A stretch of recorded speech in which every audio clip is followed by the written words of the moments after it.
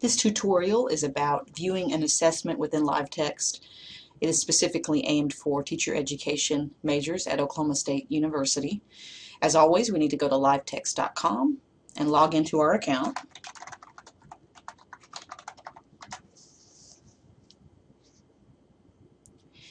On the dashboard, we have two main areas. We have active documents and active reviews.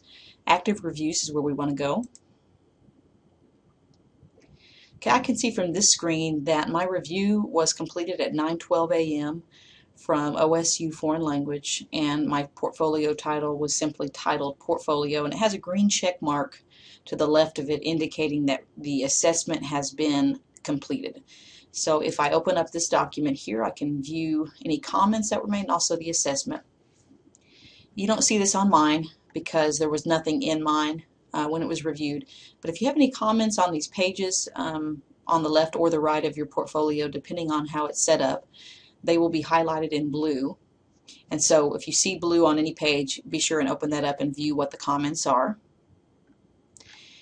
And an important piece here is viewing the actual assessment. So if I click this green button that says View Assessment, then all of the individual rubrics will open up. Depending on your situation, you may want to look at one rubric or you might want to look at all the rubrics. But for this tutorial, let's just pretend we're looking at a Submission 1 evaluation rubric. So I'm going to click this link and the rubric opens up.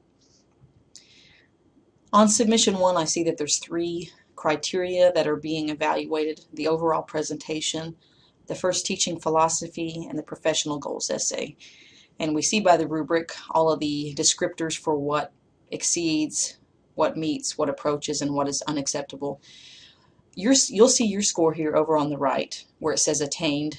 You don't see my scores here because it wasn't actually reviewed.